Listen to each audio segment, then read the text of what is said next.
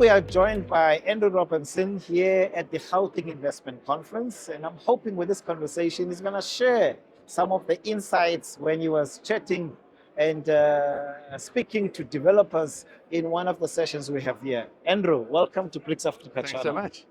Tell me more. What happened in that session? Did you get some insights, or at least the developers must have got the answers they were seeking to know why their projects are not so bankable? I think, look, it was a really informative session. I think it was, there was a lot of client engagement from a lot of the audience, so that was great. Yeah, there were 3 developers and 1 banker, so it was interesting to hear the developers' kind of perspective. Less about why projects are not bankable and more about how private sector can work together with the government and public sector in delivering projects, right? So I think the smart city discussion came up quite a lot. That smart city discussion is about functioning cities. I always say, you think of smart city and you think AI and technology and all of these things. It's actually just a functioning city, and it needs to be all inclusive. So not just for high LSM, across the LSM spectrum. It needs to include housing, retail, retirement, office. So it's kind of work, live, play. And I think there was a lot of discussion around that. How do we execute on that? How does government and Gauteng specifically partner to enable investment? So there was a lot of that kind of discussion. I think it was really informative, and I think the audience definitely got what they wanted, judging from some of the questions at the end. We had a couple of the Tshwane municipality and Tshwane city representatives talking at the end about some of the projects that they're involved with and that they're open for business and they would love to engage more. So, I think the big thread that came through all of it, especially from the developers, is having somebody directly to deal with one point of contact at the government, right, or at the municipality or at the province, because it's difficult when there's lots of different departments to coordinate. And I think execution is critical. How do we execute these projects? The developers are the guys that execute. We finance those projects, but how do we work together with government to unlock those projects? Because early stage investment and infrastructure comes out of the state. The state needs to provide that, and at the moment that's difficult. So it was really engaging with the developers and with the local government and provincial government on exactly how that works. I like when you say smart cities are not just digital. They properly function cities that I think comes in mind the Stain City, and the type waterfall. of waterfall, Yeah. in terms of attraction. There was a golf game not so long ago. Yeah, the Live Golf. The Live Golf, and it's because of the city is functional beyond measure. And what would you say to government to really integrate and slash the red tape for more cities like that to develop? So I think it's 2 things. One, availability of service land, and the second one is infrastructure. Right. So availability of land. There's lots of land that's available. There's not a lot of serviced land available to develop, and I think that goes along with that is infrastructure. Cities need sewer, water, and electricity. The 3 biggest things we're facing, or struggles we're facing in Gauteng at the moment, is sewer, water, and electricity. Right. So, we really need to work hand in hand with provincial government and municipalities to deliver those. I think absolutely critical. That I think is important to unlock these smart cities. If I look at the Tambo Springs development to the inland port, that's coming. Look at Lanseria. We talked a bit about that in the plenary or in the breakaway.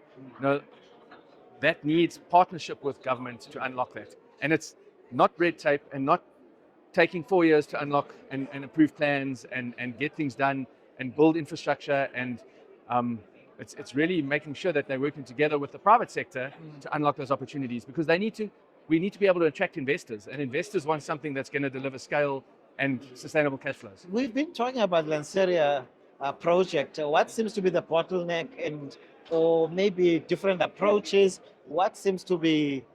So I think it's all based around the Airtropolis, so the airport, and there's a lot that can come out of that.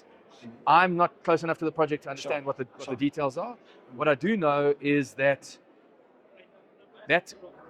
area is a high growth node. I know it's been defined from a logistics corridor point of view, from a residential point of view, because there's a lot of residential developments going out that way.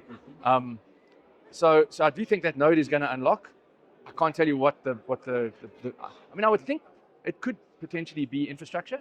Maybe there's to get infrastructure to that area in that scale, or at that scale, to be able to develop a big smart city like that is going to take some time, and maybe there's a hold up there.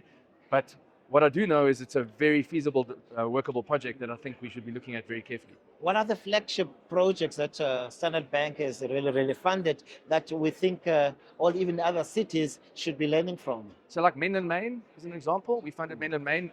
Again, in this 20, we looked at Waterfall. We've done a lot of projects in Waterfall. And I think what's important is institutions and banks don't fund smart cities.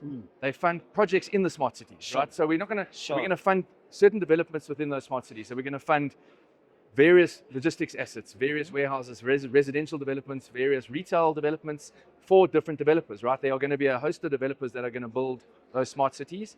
We would fund into those. And investors are the same. Investors are not going to invest into one smart city. They don't invest into a Stan City or into a Waterfall. They invest into various different pockets, right? I think the Waterfall is very interesting because what happened there is that started with private capital. So Atterbury owned that originally.